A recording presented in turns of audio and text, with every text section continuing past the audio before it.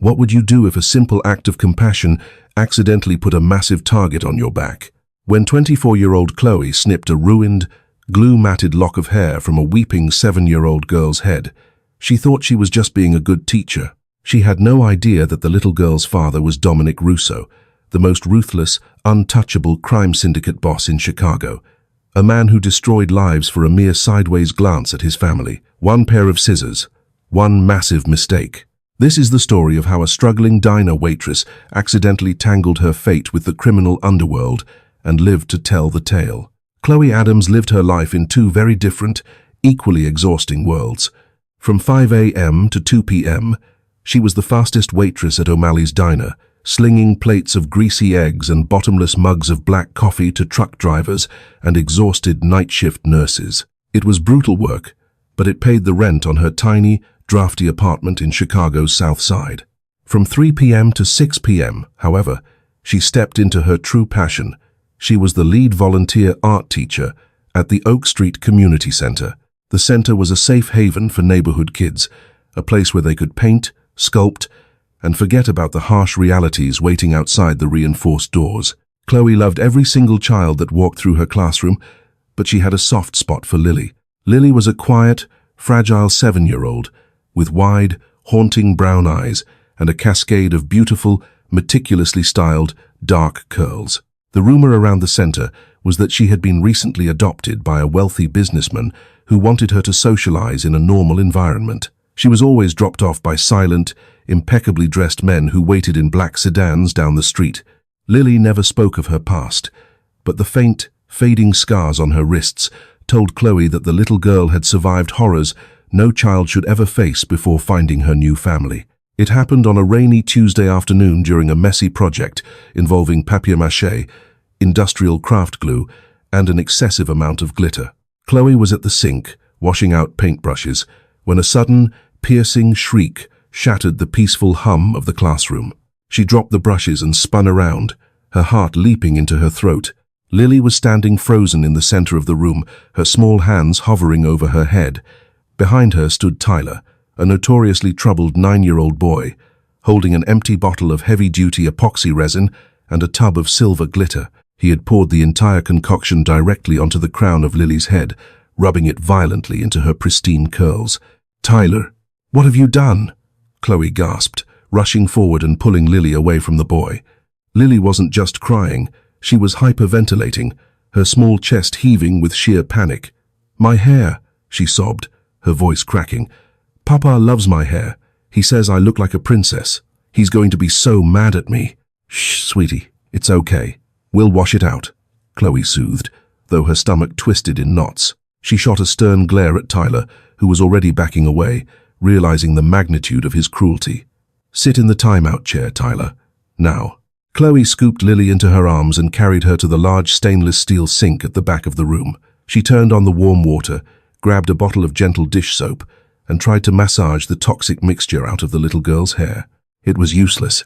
The epoxy was already curing, reacting with the air and the glitter to form a hard, cement-like block that bound a massive chunk of Lily's hair together. Worse, the chemical reaction was beginning to generate heat. "Miss Chloe, it burns," Lily whimpered, tears streaming down her pale cheeks. "Please, make it stop burning." Panic flared in Chloe's chest. The glue was touching the child's scalp, and if it hardened completely, it could cause severe chemical burns and rip the hair out by the roots. There was no time to call her mysterious father, no time to try and find a chemical solvent that wouldn't further damage the child's skin. Chloe made a split-second decision, a decision driven entirely by a desire to protect the crying girl. "Lily, look at me," Chloe said softly, grabbing a pair of sharp stainless steel craft scissors from her desk. "I have to cut it out. It's the only way to stop the burning. I promise I'll make it look as nice as I can. Okay? We'll give you a cool, grown-up bob." Lily sniffled, looking at the scissors with wide, terrified eyes, but she nodded trustingly. Taking a deep breath, Chloe slid the cold metal of the scissors beneath the hardened mass of glue and glitter, getting as close to the scalp as she safely could. With a loud snip, the ruined chunk of hair fell into the sink. Chloe quickly went to work evening out the rest of Lily's hair, turning her waist-length curls into a chin-length bob. It wasn't a professional salon cut. but it was cute, framing the little girl's delicate face nicely. "There," Chloe whispered, drying Lily's tears with a paper towel. "You look beautiful, Lily. Like a French movie star." Lily looked in the small mirror above the sink. She touched the shortened ends of her hair, a small, tentative smile breaking through her tears. The burning had stopped. She was safe. When 6 p.m. rolled around, a towering man in a sharply tailored charcoal suit walked into the community center. His name was Silvio, and he possessed the kind of cold, dead-eyed stare that made people instinctively cross the street. When his gaze landed on Lily's dramatically altered hair, the temperature in the room seemed to drop 10 degrees. "What happened to her?" Silvio demanded, his voice a low, dangerous rumble that commanded absolute authority. Chloe stepped in front of Lily protectively, wiping her hands on her paint-stained apron. "There was an accident with some industrial glue. Another child put it in her hair. It was burning her scalp, so I had to cut it to prevent chemical burns. I assure you, it was a medical necessity." Silvio didn't look at Chloe. He didn't even acknowledge her explanation. He simply stared at Lily's chopped hair, his jaw clenching so hard a muscle ticked in his cheek. "Come, piccola," Silvio said in Italian, gently taking Lily's hand. He finally spared Chloe one fleeting, icy glance. The boss will not be pleased about this. Chloe watched them leave, a strange sense of foreboding settling heavily in her stomach. It was just a haircut, she told herself. Any reasonable parent would understand. But Dominic Russo was not a reasonable parent. The next morning, Chloe arrived at O'Malley's diner at 4:45 a.m., the exhaustion from the previous day settling into her bones like lead. She tied her faded blue apron around her waist, poured herself a mug of bitter coffee, and began wiping down the Formica counters. The memory of the threatening man from the community center lingered in the back of her mind, but the reality of paying her electric bill quickly pushed it aside. By 10 a.m., the diner was buzzing with the usual mid-morning rush. The grill was sizzling with bacon, the jukebox was playing a low, soulful tune, and Chloe was balancing 3 plates of pancakes on one arm while carrying a pot of decaf in the other. Then, the atmosphere outside changed. The heavy, rhythmic thrum of powerful engines vibrated through the diner's large front windows. Chloe glanced up, pouring coffee into a regular's mug, and froze. 3 massive, matte black Cadillac Escalades with heavily tinted windows had just rolled to a stop right in front of the diner, completely blocking the street. Brenda, the gruff owner of the diner, stopped scraping the grill. The chatter among the patrons died instantly. A heavy, suffocating silence descended upon the room. In Chicago, everyone knew what those SUVs meant. The doors of the vehicles opened in unison. 6 men stepped out. They were giants, dressed in impeccably tailored suits that did nothing to hide the lethal bulk of the weapons strapped beneath their jackets. Among them was Silvio, the man from the community center, but they were just the escort. From the center SUV stepped a man who commanded the very air around him. Dominic Russo. He was in his late 30s, possessing a dark, dangerous kind of handsomeness. His jawline looked like it had been chiseled from marble. His dark hair was perfectly styled, and his eyes, a striking, cold shade of slate gray, swept the interior of the greasy diner with absolute disdain. "Oh my God," whispered Brenda, ducking slightly behind the cash register. "That's Russo. Chloe, get in the back, now." But Chloe couldn't move. Her feet were glued to the sticky linoleum floor. Dominic pushed open the glass door of the diner. The bell above it chimed, sounding ridiculously cheerful given the circumstances. His men immediately fanned out, securing the exits. 2 patrons at a corner booth quietly stood up, abandoned their half-eaten meals, and bolted for the back door without a word. Dominic didn't stop them. He didn't care about them. His slate-gray eyes locked directly onto Chloe. He moved with the sleek, predatory grace of a panther, stopping just a few feet away from where she stood holding the glass coffee pot. The scent of expensive bergamot cologne and danger washed over her. "Are you the one they call Chloe Adams?" Dominic's voice was smooth, cultured, and terrifyingly calm. It wasn't a question. It was an executioner verifying the identity of the condemned. Chloe swallowed hard, her mouth suddenly completely dry. "I am." Dominic stepped closer. He was at least a foot taller than her, completely eclipsing the light from the windows. "You are the woman who put her hands on my daughter yesterday. You are the one who took a pair of scissors to Lily." The diner was dead silent. Even the sizzling of the bacon seemed to have stopped. Chloe realized with a sickening jolt of horror exactly who she was dealing with. Lily's wealthy businessman father wasn't an executive. He was the head of the Chicago mob. He was a man who had allegedly ordered a hit on a rival boss while attending Sunday Mass, and she had hacked off his adopted daughter's hair. "Mr. Russo," Chloe started, her voice trembling slightly before she forced herself to steady it. "There was an incident." "I did not ask for your excuses," Dominic interrupted softly. The sheer menace in his low tone made the hair on Chloe's arms stand up. "My daughter came home to me in tears. She was mutilated. Lily is everything to me. I took her from a world of unimaginable abuse, and I vowed that no one would ever hurt her, ever lay a violent hand on her again. And then, a nameless, insignificant waitress decides to take a blade to her head." He leaned in, his face inches from hers. "Give me one good reason why I shouldn't have my men burn this miserable diner to the ground with you inside it." Fear, raw and primal, spiked in Chloe's veins. But right behind that fear came a surge of indignant, fierce protectiveness. She remembered Lily crying, the smell of the burning chemicals, the cruelty of the boy who did it. Chloe slammed the coffee pot down on the counter with a loud clack. "Because I saved her from third-degree chemical burns, you arrogant jerk." Chloe fired back, shocking herself, Brenda, and every mobster in the room. Silvio's hand instantly flew to his jacket, but Dominic held up a single, gloved finger, stopping him. Dominic blinked, visibly taken aback. No one spoke to him like that. "Excuse me?" Dominic whispered dangerously. "You heard me," Chloe said, her heart hammering against her ribs like a trapped bird. She stepped out from behind the counter, closing the distance between them, fueled by pure adrenaline. "Some bully dumped a bottle of industrial epoxy and glitter into your daughter's hair. It was curing. Do you know what epoxy does when it cures? It heats up. It was burning her scalp. She was crying, in pain, and terrified that you were going to be angry with her because she wasn't perfect anymore." Dominic's eyes narrowed, the coldness fracturing for a fraction of a second. "Lily said." "Lily was too scared to tell you the truth because she thinks her worth to you is tied to being your perfect little doll," Chloe snapped, tears of frustration prickling her eyes. "I didn't mutilate her. I cut the poison out of her hair before it blistered her skin. I held her while she cried, and I made sure she felt safe. So, if you want to burn this diner down because I protected your little girl, when your bodyguards were too busy standing outside to notice she was being bullied, then go ahead and strike the match." Silence descended again, heavier than before. Chloe stood there, panting slightly, staring defiantly into the eyes of a killer. She waited for the order. She waited for a gun to be drawn. Instead, Dominic Russo slowly tilted his head, studying the exhausted, fierce waitress in the stained blue apron as if she were a puzzle he had never encountered before. The murderous rage that had brought him through the door was slowly transforming into something entirely different. "Epoxy," Dominic murmured, the word tasting strange on his tongue. He looked at Silvio. "Did you check the child's scalp last night?"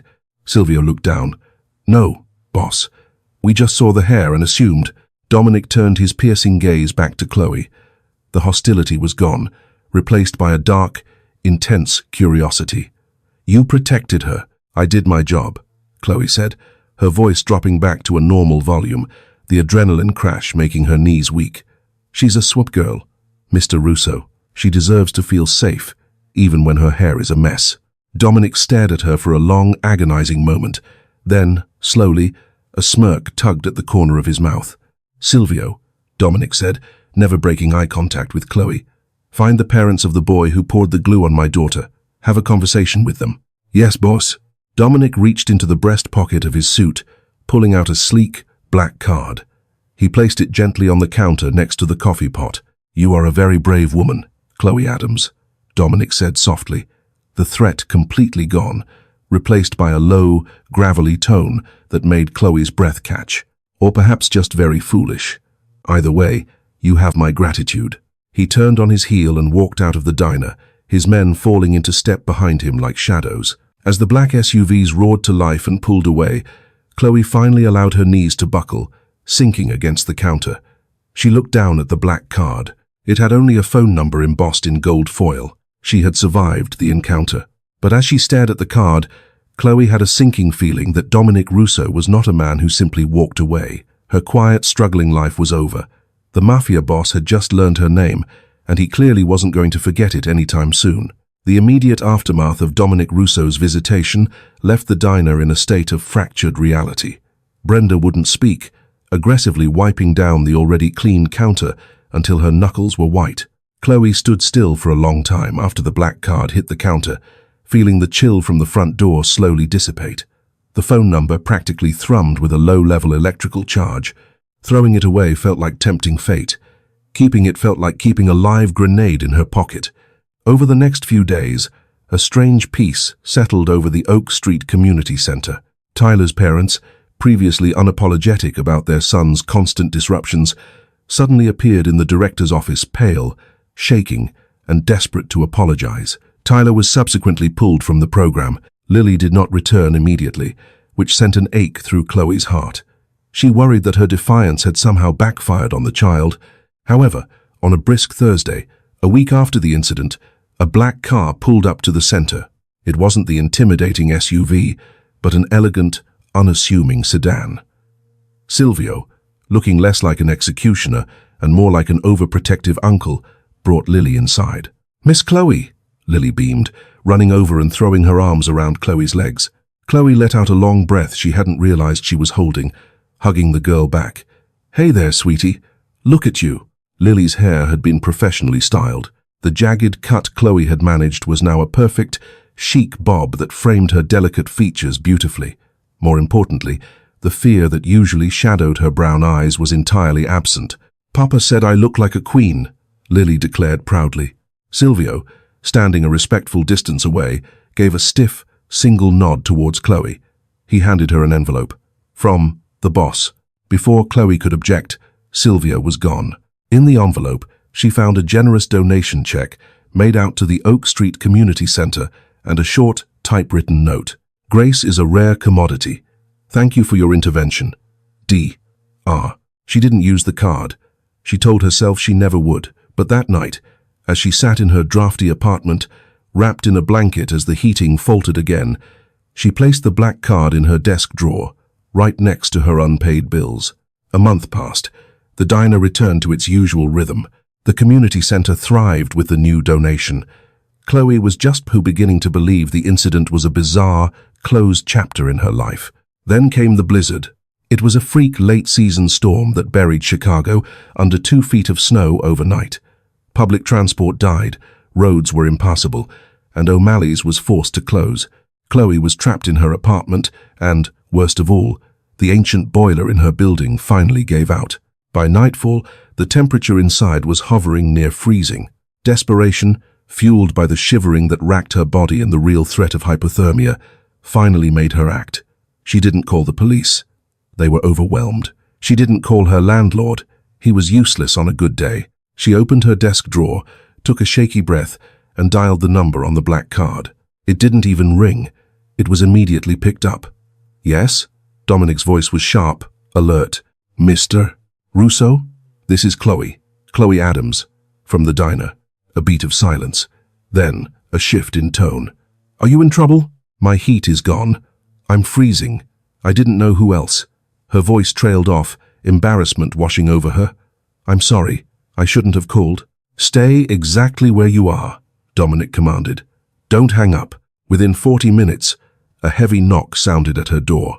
It was Silvio, covered in snow, holding 2 massive wool blankets and an industrial-strength space heater that likely required a small generator. Behind him, to her complete astonishment, stood Dominic. He wasn't wearing a suit. He looked almost normal in a thick wool sweater and an expensive overcoat. "Get your things," Dominic said softly, stepping into the freezing apartment and frowning at the conditions. "You are not staying here." "I can't just leave," Chloe protested weakly, her teeth chattering despite the blanket Silvio draped over her. "I am not asking, Chloe," he replied, his voice firm but surprisingly gentle. "You protected my family. Now, I am protecting you. Silvio will handle the landlord tomorrow. Tonight, you are a guest in my home." The ride to his estate on the North Shore was surreal. The house was a fortress, heavily guarded and shockingly silent, She was shown to a guest room that was larger than her entire apartment, where a roaring fire was already going. The next morning, Chloe found herself sitting at a long mahogany dining table, eating eggs Benedict prepared by a private chef, while Lily colored happily beside her. Dominic sat at the head of the table, reading a newspaper. "You don't have to do this," Chloe said quietly, putting her fork down. "I'm just a waitress." Dominic lowered the paper, his slate-grey eyes locking onto hers.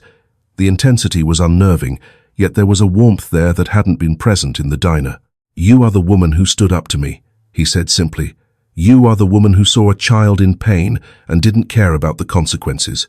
In my world, loyalty and courage are the only currencies that matter. You possess both in abundance." He poured himself more coffee. "Besides, Lily has decided she wants you as her permanent art tutor, and I rarely deny my daughter what she wants." Chloe didn't return to the diner. Within a week, Dominic had paid out the remainder of her lease, quietly dealt with her hostile landlord. She didn't ask how, and Silvio didn't offer details, and officially hired her as Lily's full-time tutor and companion. Her salary was astronomical, more than she made in a year at O'Malley's. She now made in a month. She was moved into a permanent suite within the Russo compound.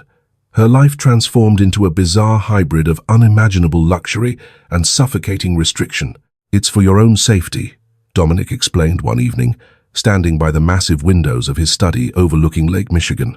"The moment I brought you here, the moment my men were seen moving your things, you became associated with me. My enemies will view you as a vulnerability." Chloe stood by the fireplace, feeling the heavy, invisible bars of her new reality. "So, I'm a prisoner?" Dominic turned, his expression softening slightly. He closed the distance between them, stopping just close enough that she could smell that same bergamot cologne from the diner. "You are protected. There is a difference. You can go wherever you wish, buy whatever you want, but you will never go alone. You will always have a detail." And so began the routine. Chloe spent her days painting with Lily, reading with her, and watching the little girl bloom under consistent affection and safety. Lily was brilliant, a sponge for knowledge, and fiercely attached to Chloe. Dominic, too, became a constant presence. He was a man of sharp contrasts. He would spend hours in his soundproofed office, handling family business that often resulted in hushed, tense conversations, and Silvio returning with bruised knuckles. Yet, he would emerge to sit on the floor and awkwardly help Lily and Chloe build intricate Lego castles. Chloe found herself drawn to him, against every instinct of self-preservation she possessed. She saw the heavy burden he carried, the constant vigilance required to keep his empire intact and his daughter safe. "Why do you do it?" she asked him late one night. They were alone in the kitchen. She was making hot chocolate. He was pouring a scotch. Dominic paused, the amber liquid catching the low light. "This life? It wasn't a choice I made, Chloe. It's what I was born into. My father built this organization. When he was murdered, I had two options: take control, or let his enemies slaughter my entire family in the ensuing power vacuum." He took a slow sip, his eyes dark with old memories. "I chose control. I chose to be the monster, so that monsters wouldn't touch the people I care about." He looked at her then, a long, searching look that made her breath catch. "And now, I have more people to care about." The unspoken admission hung in the air, heavy and thrilling. Chloe knew she was dancing on a razor's edge.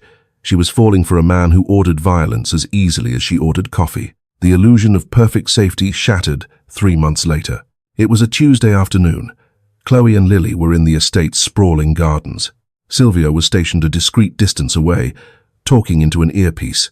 The air was warm, and Lily was laughing, chasing a butterfly. Chloe had her back to the perimeter wall. She didn't see the movement in the trees just beyond the estate's boundary. She didn't see the glint of metal. She only heard the sudden, sharp crack that ripped through the peaceful afternoon. Silvio shouted, a guttural sound of warning, already drawing his weapon and sprinting towards them. The ground near Lily's feet exploded in a shower of dirt and grass. A second shot rang out, chipping the stone fountain behind Chloe. "Lily, get down!" Chloe screamed, pure adrenaline taking over. She lunged, tackling the 7-year-old to the ground, shielding the child's small body entirely with her own. More shouts erupted. The chaotic staccato of return fire echoed from the estate guards. Chloe squeezed her eyes shut, pressing Lily tightly against the earth.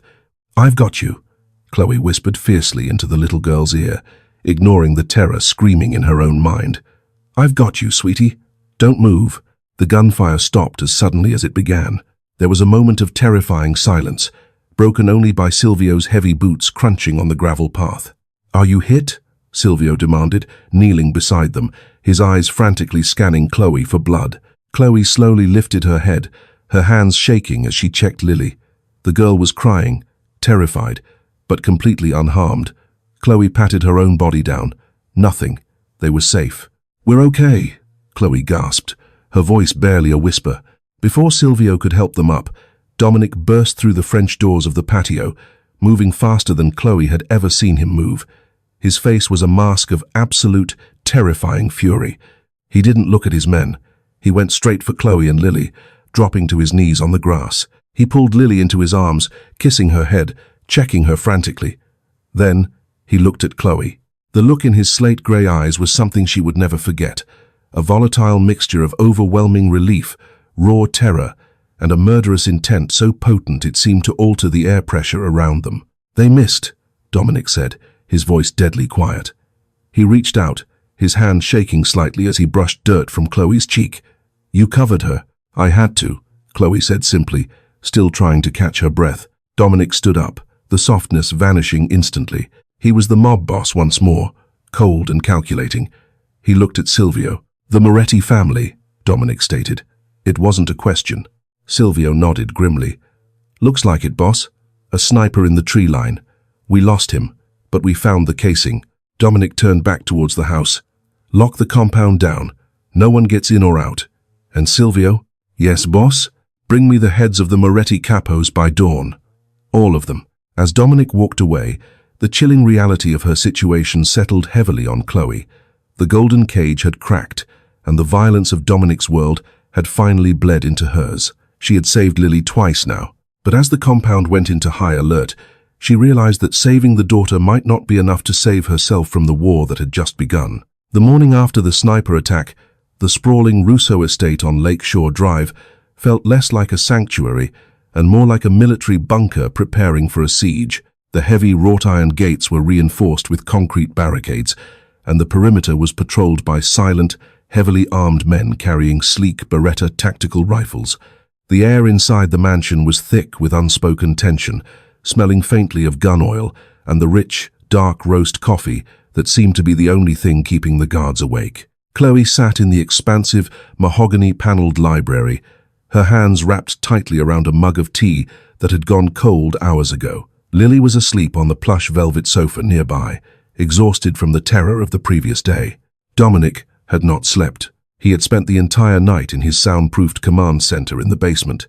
When he finally emerged, the transformation was chilling. The man who had awkwardly helped build Lego castles was gone, replaced entirely by the ruthless head of the Chicago syndicate. His usually immaculate Armani suit was discarded for a dark, tactical turtleneck, and his slate-grey eyes were devoid of any warmth. He was a predator, hunting in his own territory. He walked into the library, his heavy boots making no sound on the Persian rug. He stopped by the sofa, looking down at Lily's sleeping form, his jaw muscles clenching so hard, Chloe thought his teeth might shatter. "They missed the capos," Dominic said, his voice a low, gravelly rasp that sent a shiver down Chloe's spine. "Salvatore Moretti knew we were coming. He moved his top men to a safe house near Navy Pier before my team even crossed the river." Chloe stood up, her knees still slightly weak from the lingering adrenaline of the attack. "How is that possible? You gave the order seconds after the shots were fired." Dominic turned his gaze to her, and for a fleeting moment, the icy facade cracked, revealing a deep, simmering exhaustion. "Because Salvatore had inside information, someone in my organization, someone high up, is feeding the Morettis our movements." The implications hit Chloe like a physical blow. The secure compound wasn't secure. The men sworn to protect them could be the very ones trying to kill them. "What do we do?" she asked, her voice barely a whisper. Dominic walked over to a heavy oak desk and poured 2 fingers of Macallan single malt into a crystal glass. He downed it in one fluid motion. "We go to war. But first, I have to ensure you and Lily are completely untouchable." He pulled a folded piece of heavy, cream-colored cardstock from his pocket and tossed it onto the desk. This was delivered to the front gate an hour ago by a courier who didn't know what he was carrying, Dominic explained, his voice dripping with venom. A formal declaration from Salvatore Moretti. Chloe hesitated, then reached out and unfolded the thick paper. The message was handwritten in sharp, aggressive calligraphy. Dominic, the old ways are dead. Chicago is choking under your grip. The shot in your garden was merely a warning, a demonstration that not even your highest walls can keep the inevitable at bay. Step down, surrender the Southside distribution routes, and hand over the waterfront casinos by midnight on Friday. Refuse, and the next bullet won't hit the dirt. S.M. He wants your empire, Chloe breathed, looking up at him. He wants to be a king, Dominic corrected harshly. But he forgets that to wear the crown, you have to kill the current king. And I do not die easily. Dominic stepped closer to her, invading her personal space. The scent of scotch and cold anger radiated from him, yet Chloe didn't step back. She found herself anchoring to his presence. I am moving you and Lily, he stated, his tone brooking no argument. There is a secure penthouse at the Drake Hotel. It's a fortress, registered under a shell corporation. Only Silvio and 3 men I trust with my life know it exists. You're not coming with us? Panic flared in Chloe's chest. The thought of being separated from him while a mob war raged through the streets of Chicago terrified her more than she cared to admit. Dominic reached out, his calloused thumb gently tracing the line of her jaw. The touch was startlingly tender, a stark contrast to the violence in his eyes. I have to find the rat, Chloe. If I am with you, I bring the target to your door. You saved my daughter's life. Let me save yours. Before she could argue, Silvio entered the library, his face grave. Boss, the convoy is ready. We use the service tunnels beneath the estate to bypass the main road. The Morettis won't see them leave. Dominic nodded, stepping back from Chloe. Pack nothing. Everything you need is already there. Go. The penthouse at the Drake was a gilded cage of staggering opulence, overlooking the icy, churning waters of Lake Michigan. For 3 days, Chloe and Lily existed in a state of suspended animation. They watched the news, where local anchors reported a sudden, mysterious spike in gang-related violence across the city, a warehouse fire in the West Loop, a shootout outside a nightclub on Rush Street. Chloe knew the truth. It was Dominic, tearing Chicago apart to find the traitor and dismantle the Moretti family piece by piece. Their security detail consisted of Silvio and 2 quiet, imposing guards named Harrison and Miller.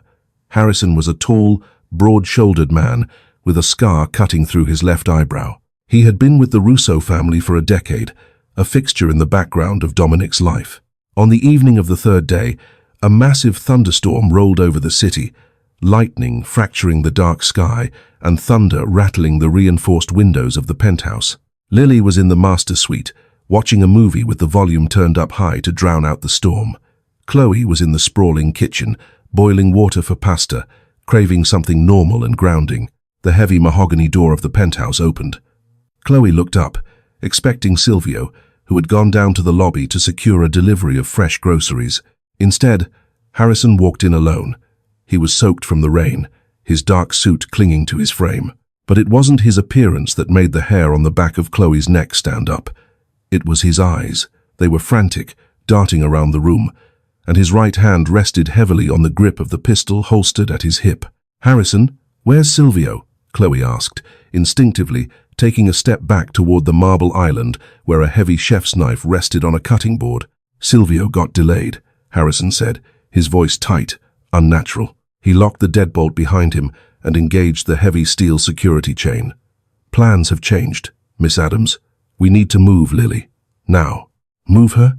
Dominic said. We stay here until he comes for us himself. Chloe's heart began to hammer a frantic rhythm against her ribs. Harrison drew his weapon. The metallic click of the safety disengaging echoed loudly in the quiet kitchen. Dominic isn't coming, Harrison snarled, dropping the respectful facade entirely. Salvatore Moretti cornered him at the shipping yards an hour ago. The Russo empire is burning to the ground as we speak. Now, get the girl. Salvatore wants the kid as insurance to make sure Dominic's loyalists don't retaliate. The truth crashed over Chloe like a wave of ice water. The rat. It wasn't someone in the command center. It was Harrison. He had been the one to leak the coordinates of the garden. He had been the one to give up the location of the penthouse. "I'm not letting you take her," Chloe said, her voice trembling but her resolve hardening into steel. She subtly slid her hand backward along the cool marble counter, her fingers grazing the handle of the chef's knife. "Don't be stupid, waitress," Harrison mocked, stepping further into the kitchen, the gun pointed directly at her chest. "You're a civilian. You cut some hair and got lucky. You don't belong in this world. Step aside, or I'll put a bullet in you and take the brat anyway." Chloe thought of Lily's terrifying screams when the glue burned her scalp. She thought of the little girl trusting her, hiding behind her when the sniper fired. She thought of Dominic, the ruthless Don who had looked at her with such raw vulnerability. She did belong in this world now. She had chosen it, I said.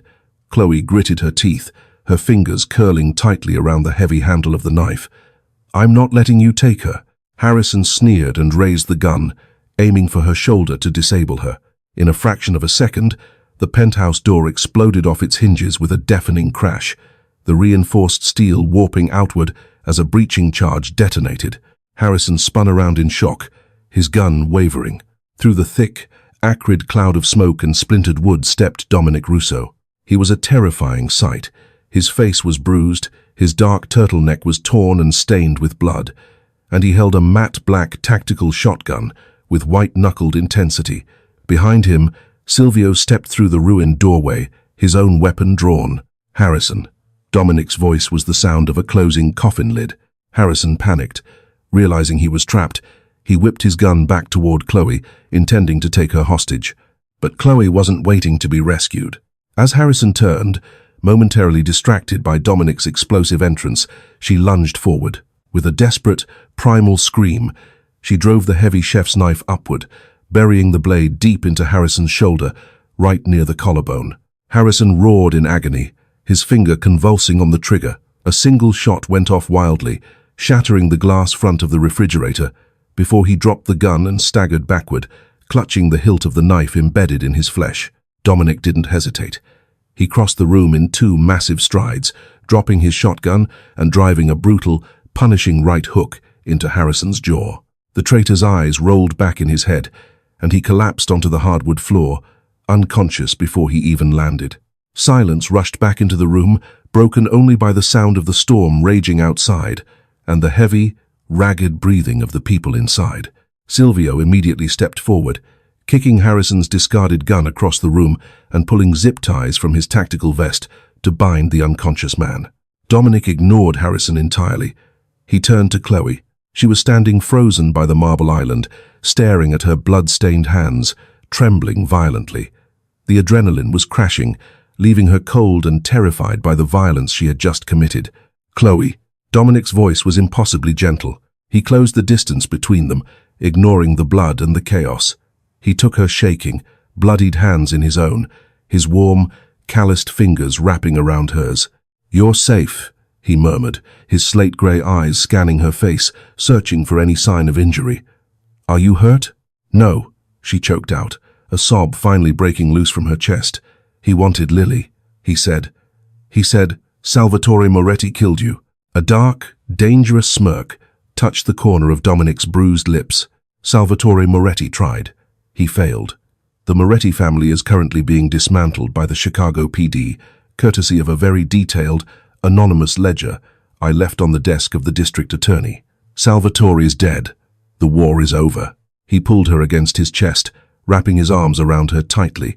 Chloe buried her face in his neck, breathing in the scent of smoke, rain, and bergamot. She clung to him, feeling the steady, powerful thrum of his heartbeat against her own. "You fought for us," Dominic whispered into her hair, his voice rough with emotion. "You fought for my daughter. You fought for me." Chloe pulled back slightly, looking up into the eyes of the Mafia boss who had entirely rewritten her destiny. "I told you on the first day in the diner," Chloe said, a weak, tearful smile touching her lips. "I protect the people I care about." Dominic's gaze dropped to her lips, the tension between them crackling with a different kind of electricity now. "And who do you care about?" "Chloe Adams." Before she could answer, a small, tentative voice called out from the hallway. "Miss Chloe? Papa?" Lily stood in the doorway, clutching a stuffed rabbit, her wide brown eyes taking in the ruined door. the bound man on the floor, and her father holding her teacher. Dominic immediately stepped back, his demeanor softening instantly for his daughter. "It's okay, Piccola. The bad men are gone. It's over." As Lily ran across the room and threw herself into her father's arms, Chloe looked at the destroyed luxury of the penthouse, the blood on her hands, and the Mafia boss holding his child. The golden cage had been shattered, the vipers had been purged, and the war was won.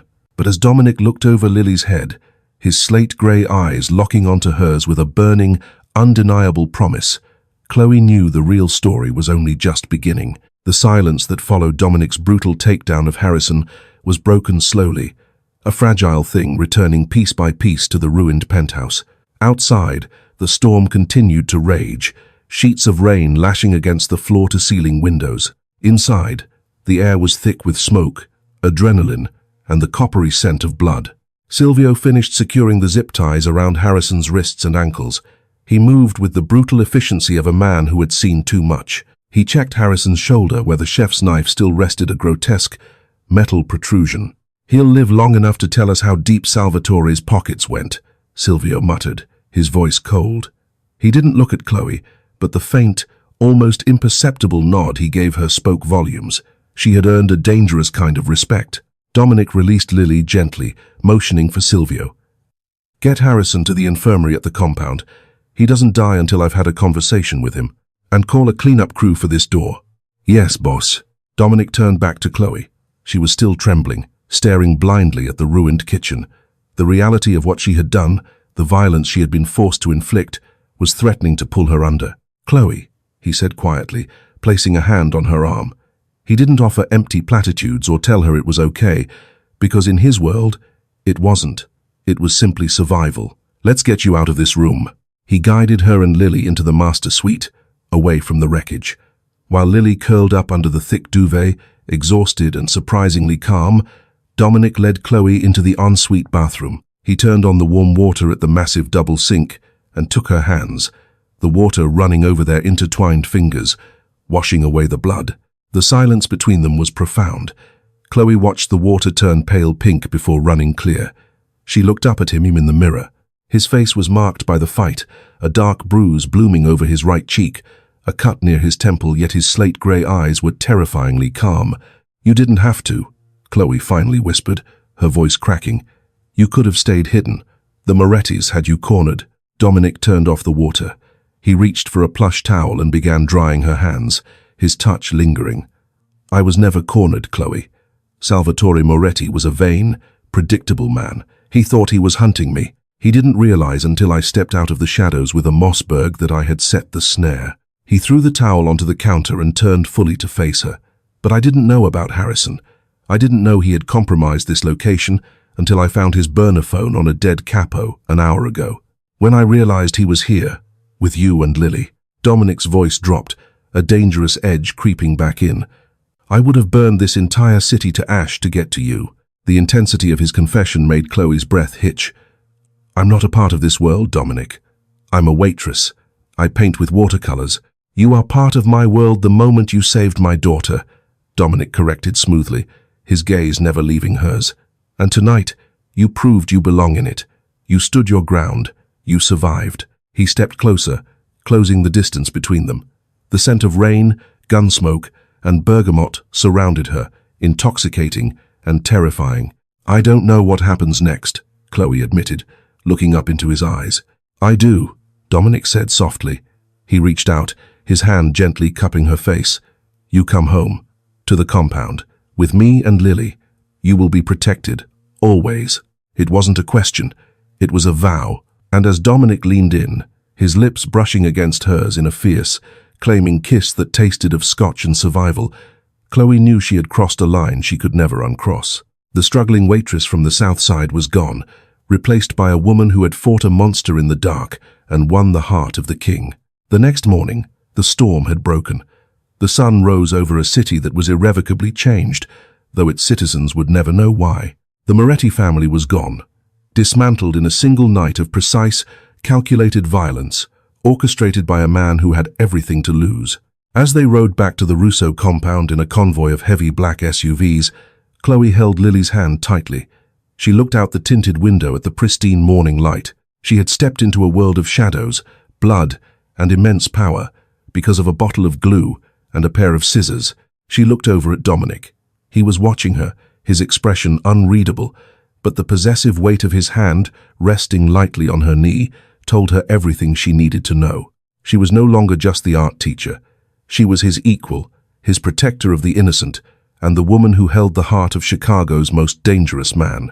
From a simple act of compassion at a community center to surviving a mob war in a luxury penthouse, Chloe's journey proves that sometimes the most extraordinary lives begin with the most terrifying mistakes. She didn't just cut a little girl's hair. She severed the ties to her old life and forged an unbreakable bond with a world of dangerous power and fierce loyalty. Did Chloe make the right choice embracing the darkness to find her light? What would you have done if you realized the child you just mutilated belonged to a ruthless crime boss? Drop your thoughts in the comments below. If you couldn't get enough of this high-stakes romance, hit that like button to let us know. Don't forget to share this incredible story with your friends and subscribe to the channel for more jaw-dropping, real-life dramas that prove truth is always stranger and far more dangerous than fiction. See you in the next one.